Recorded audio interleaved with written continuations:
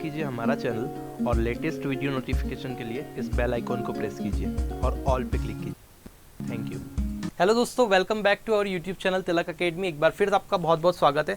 कल का जो पर्टिकुलर वीडियो था उसमें हमने बात की थी मेंस्ट्रुएशन के क्वेश्चंस की, और हमने दो फिगर पढ़ लिए थे।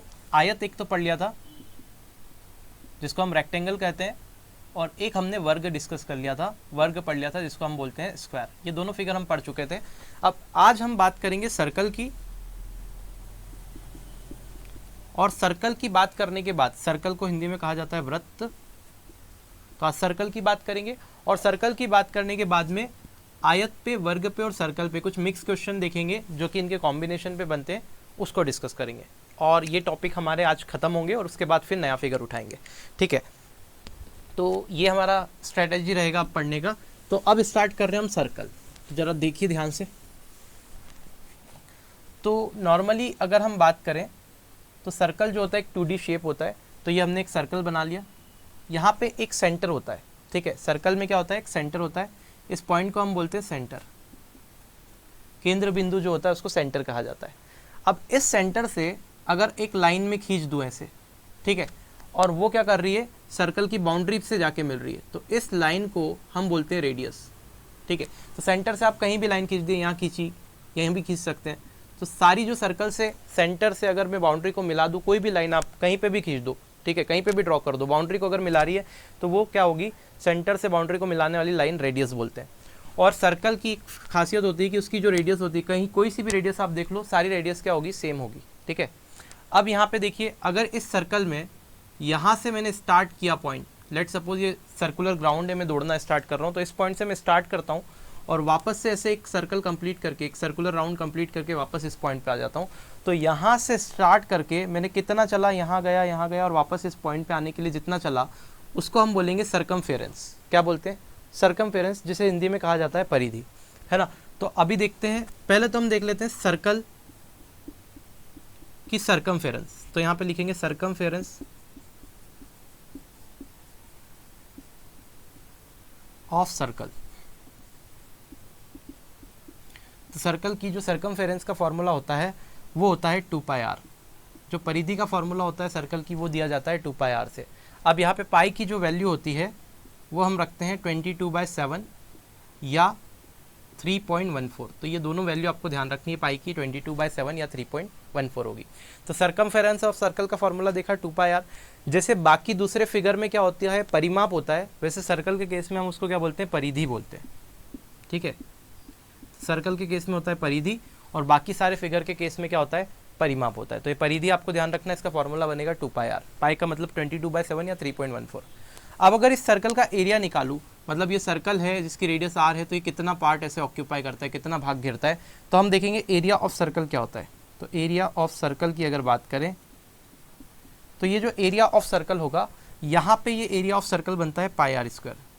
तो एरिया ऑफ सर्कल कितना बनेगा, πr²। ये आपको ध्यान रखना है। तो हमने देखा सर्कल का परिमाप, सॉरी, सर्कल की जो परिधि होती है, सर्कमफेरेंस होता है, जो परिमाप होता है उसी को परिधि बोलते हैं। तो सर्कमफेरेंस जो होती है, जो परिधि होती है, उसका फॉर्मूला बनता है 2πr। और सर्कल का अगर एरिया की बात करें तो उसका फॉर्मूला बनता है πr²। पाई का मतलब 22/7 होता है। मैंने आपको बता दिया एरिया भी क्या होता है, और मैंने आपको परिधि भी बता दी क्या होता है। अब ज़रा ध्यान से देखिएगा, यहाँ हम सेमी सर्कल भी पढ़ लेते हैं, ठीक है।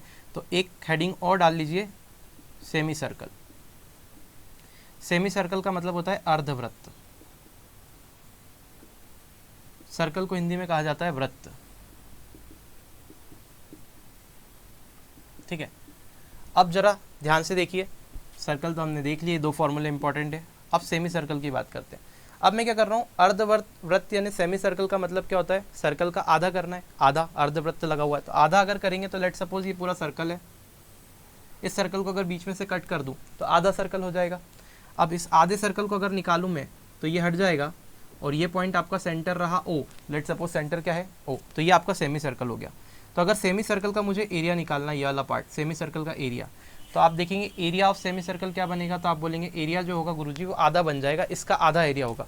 मतलब अगर पूरे सर्कल का πr² होता है तो सेमी सर्कल का πr²/2 हो जाएगा, आधा हो जाएगा।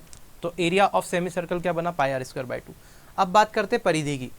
अब ज़रा ध्यान से देखिएगा, एक चीज़ यहाँ पे समझने वाली है कि अगर इसको मैं थोड़ा सा एलोब्रेट करूँ आपको यहाँ पे, इसको मैं हटा देता हूँ सब शेडिंग जो मैंने की हुई है। अब ज़रा ध्यान से देखिएगा और मेरी बात को गंभीरता से सुनिएगा। जैसे ये r है, ये रेडियस ऑफ सर्कल है, तो अगर मैं इधर की साइड भी इसको ज्वाइन कर दूं तो ये भी क्या होगा, r होगा, रेडियस ऑफ सर्कल होगा। तो आप ये देख रहे हैं कि सेंटर से ज्वाइन करने वाली जो लाइन होती है, ऐसी लाइन सर्कल में एक ऐसी लाइन जो मैं ड्रॉ कर रहा हूँ जो कि सेंटर से होके जा रही है और दोनों तरफ सर्कल को क्या कर रही है, बाउंड्री को कट कर रही है, तो इसको हम बोलते हैं डायामीटर। क्या बोलते हैं, डायामीटर। सर्कल का डायामीटर कहा जाता है और इस डायामीटर का मतलब होता है हिंदी में व्यास, ठीक है। और आप देख रहे हैं जो डायामीटर ऑफ सर्कल होगा, व्यास जो होगा वो आपने देखा r प्लस आर होगा। r प्लस आर यानी कि रेडियस का डबल, जो भी आपकी रेडियस है, त्रिज्या है सर्कल की, उसका डबल होगा, तो 2 इंटू आर होता है, तो 2 इंटू रेडियस होता है। ये आपको फॉर्मूला ध्यान रखना है, 2r होता है। क्लियर है। तो अब यहाँ से देखिए क्या बना सकता हूँ मैं, अगर सर्कल का फॉर्मूला, अब मैं इसकी सर्कमफेरेंस देख रहा हूँ, तो यहाँ पे मैं लिख रहा हूँ circumference of semi circle. Circumference निकालना है मुझे ऑफ सेमी सर्कल।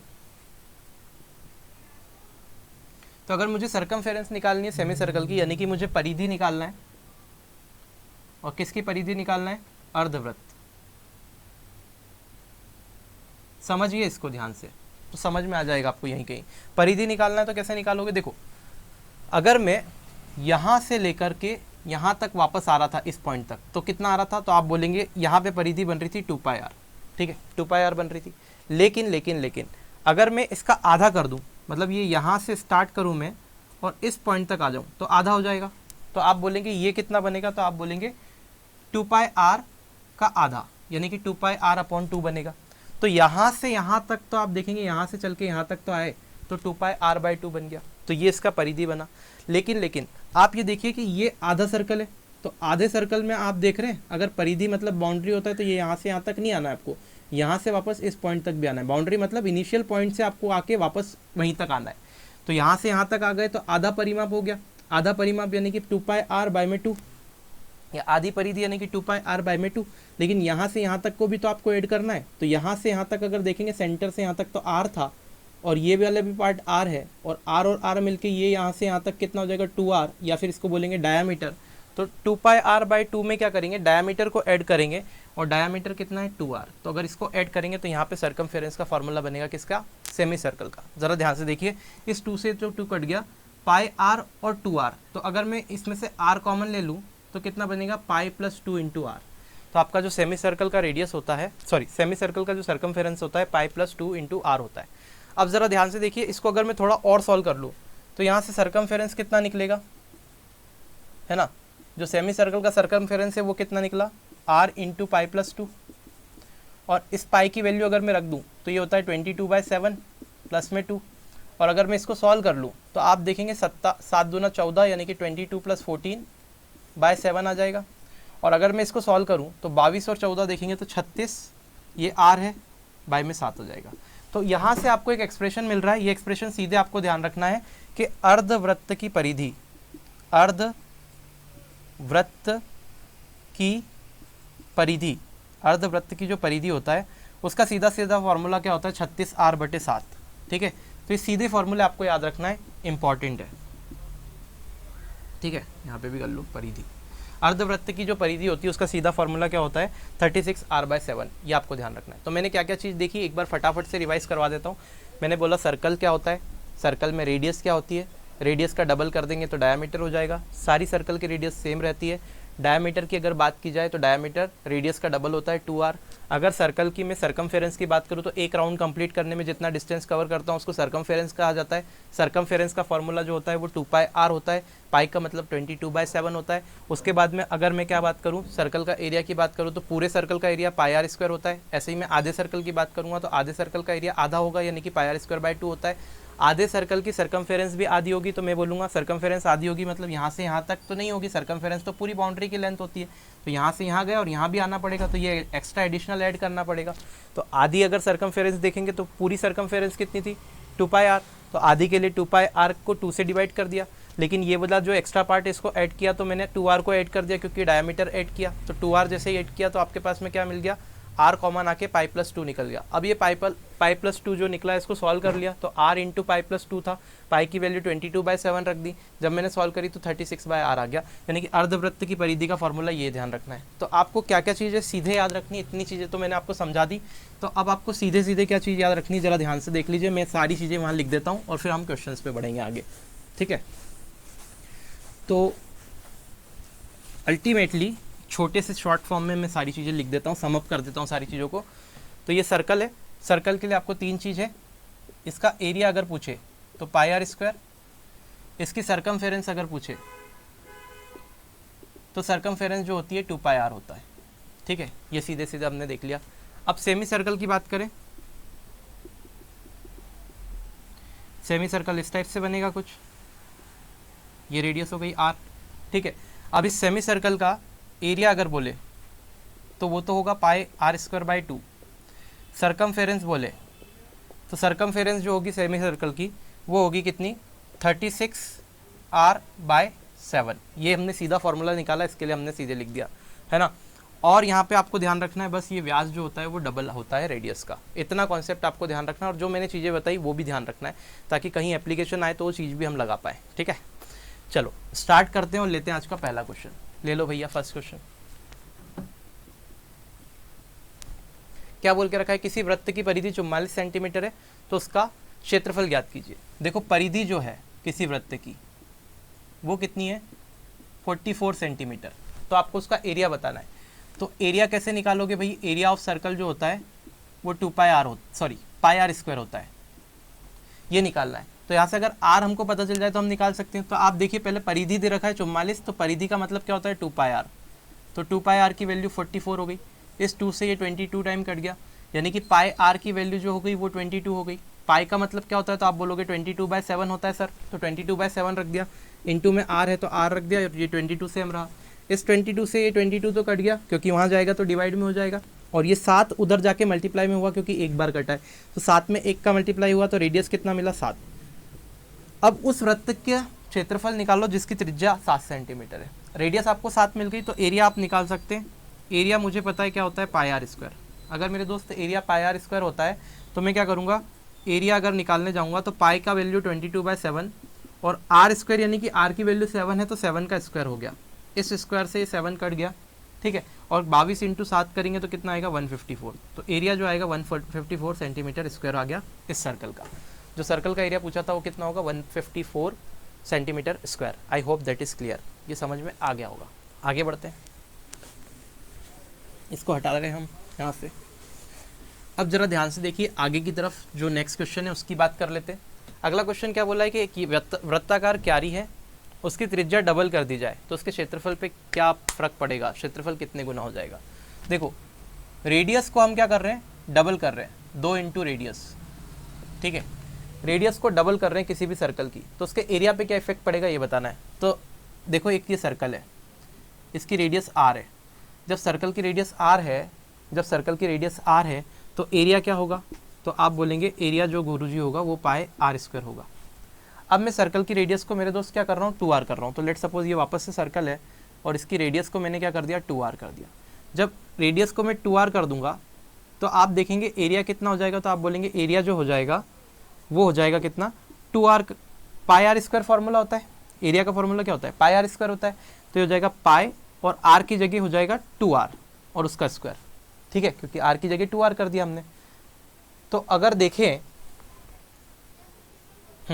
दिखाई दे रहा है, ठीक है, तो r की जगह 2r कर दिया, तो अगर इसको सॉल्व करें हम तो कितना बचेगा 2 का स्क्वायर 4 और r स्क्वायर, यानी कि 4 पाई आर स्क्वायर बनेगा, और यहाँ से क्या बन रहा है पाई आर स्क्वायर। अब जरा एरिया को आप कंपेयर कीजिए, यहाँ पे एरिया पाई आर स्क्वायर आ रहा है और बाद में जब आपने रेडियस डबल कर दी तो 4 पाई आर स्क्वायर आ रहा है, मतलब यहाँ पे यहाँ पे जो आपका क्या हो रहा है एरिया पाई आर स्क्वायर और यहाँ पे एरिया 4 गुना आ रहा है, मतलब एरिया क्या हो गया 4 टाइम हो गया ना, 4 का मल्टीप्लाई हो गया। तो आपने क्या करना है सीधे सीधे इसका आंसर लगाएंगे कि जो एरिया होगा वो 4 टाइम्स हो जाएगा, ठीक है। तो एरिया में 4 का मल्टीप्लाई हो जाएगा मतलब 4 गुना हो जाएगा, तो आपसे यही पूछा एरिया कितने गुना हो जाएगा, तो गुरुजी 4 गुना हो जाएगा, ठीक है। अगला देखते हैं, समझ में आ रहा है कि नहीं आ रहा है, कमेंट करके बताना भाई, ज़्यादा तेज तो नहीं हो रहा है, 2 दिन से थोड़ा सा मुझे ऐसा लग रहा है अंदर से कि थोड़ा तेज हो रहा है, ठीक है, आ रहा होगा आई होप। चलो देख लेते हैं आगे क्वेश्चन। स्क्रीनशॉट के भक्तों ले लो।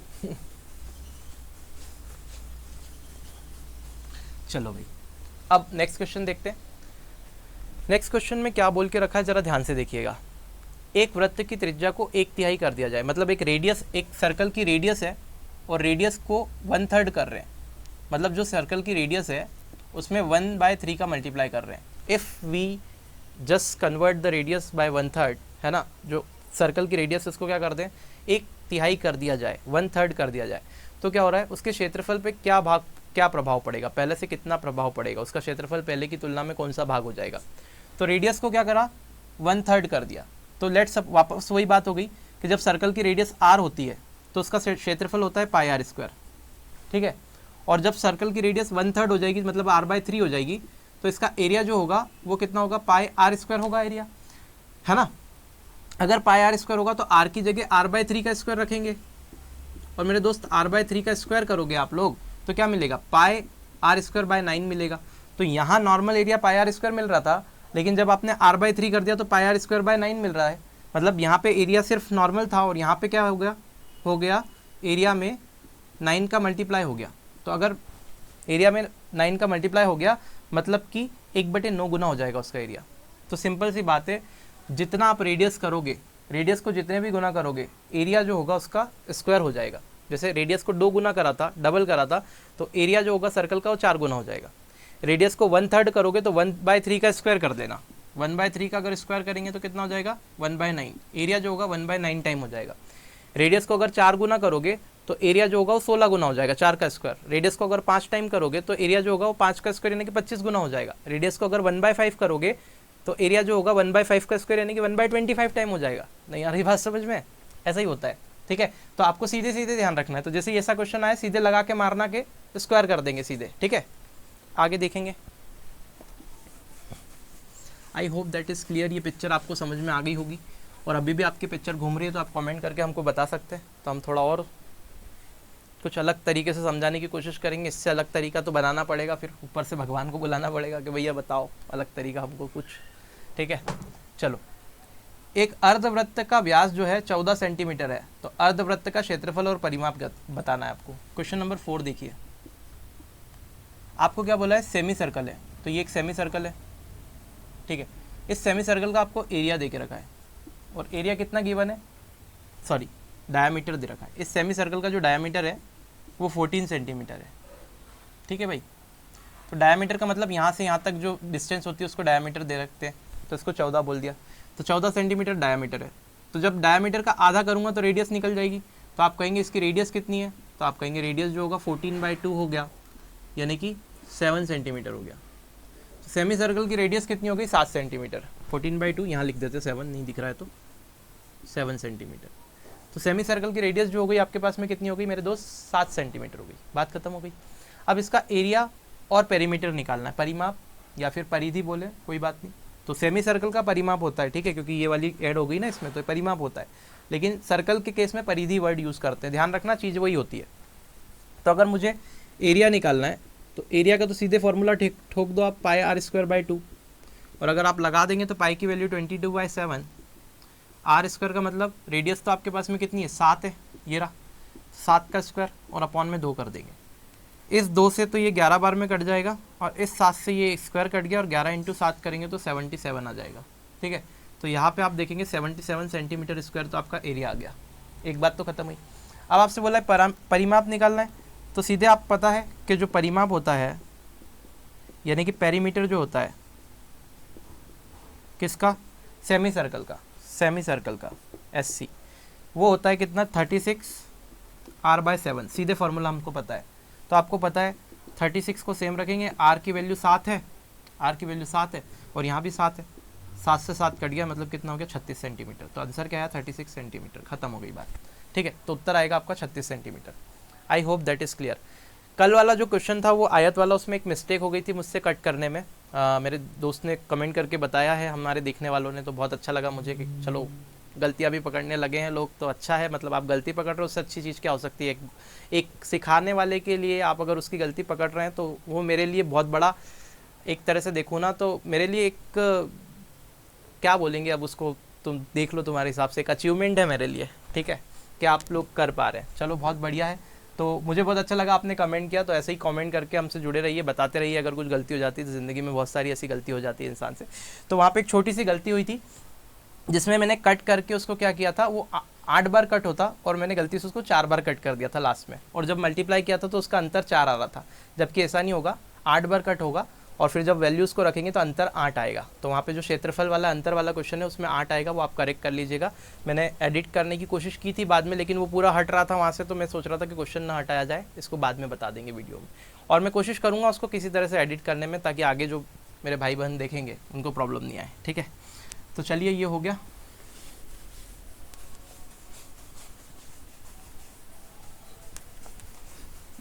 इसको मैं हटा रहा हूँ और आगे क्वेश्चन देखेंगे अगला, जो कि आपके वर्ग पे हो सकता है, आयत पे भी हो सकता है और सर्कल पे भी हो सकता है, ठीक है। क्योंकि अब मिक्स क्वेश्चन देखेंगे। सर्कल वाला कॉन्सेप्ट जो है, सेमी सर्कल वाला हमने कवर कर लिया यहाँ पे, जिस टाइप के क्वेश्चन आते हैं।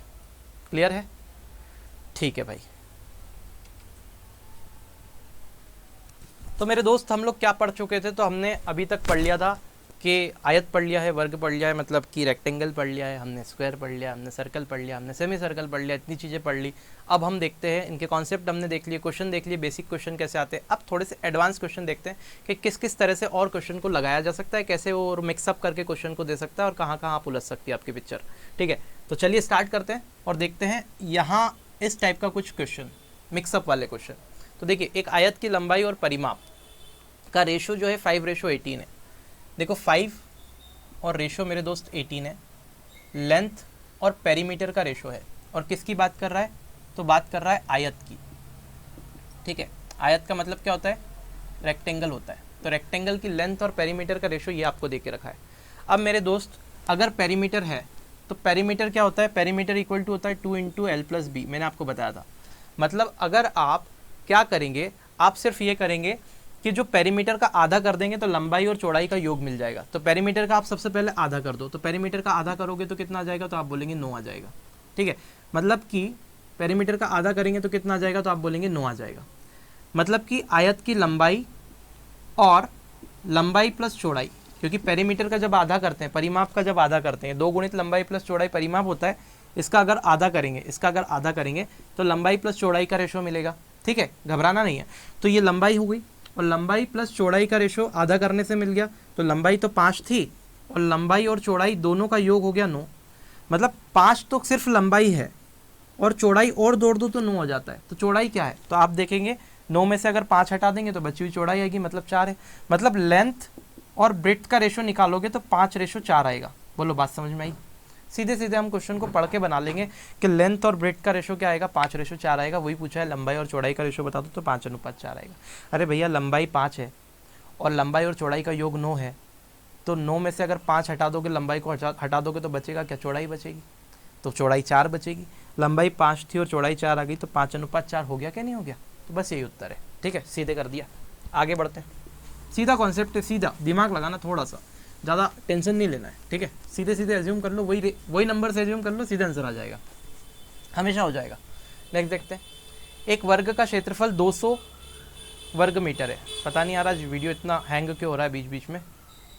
तो दोस्तों, आज थोड़ा सा वीडियो में प्रॉब्लम आ रही है कुछ ना कुछ सिस्टम में, तो मज़ा नहीं आएगा अगर मैं आगे पढ़ा दूंगा और फिर समझ में नहीं आया तो मैं क्या कर रहा हूँ, आज के वीडियो को यहीं तक रखते हैं। आज इतना आप सीखिए, आप इसके क्वेश्चन की आगे प्रैक्टिस कीजिए, और आगे वाला जो पार्ट है वो हम कल आपको डिलीवर करेंगे बिल्कुल तरीके से बना के, इसका नेक्स्ट पार्ट। तो आपको सारी चीज़ें उसमें मिल जाएगी। यहीं से क्वेश्चन हम स्टार्ट कर देंगे। अगर वीडियो अच्छा लगा है तो ज़्यादा से ज़्यादा अपने दोस्तों में शेयर कीजिए, लाइक कर सकते हैं आप, और कमेंट करके ज़रूर बताइएगा कि हमारा प्रयास आपको कैसा लग रहा है। चैनल को सब्सक्राइब कर लीजिए आप अगर नए हैं तो, और बेल आइकन को प्रेस करके ऑल पे ज़रूर क्लिक कीजिएगा। मिलते हैं नेक्स्ट वीडियो में, तब तक के लिए जय हिंद।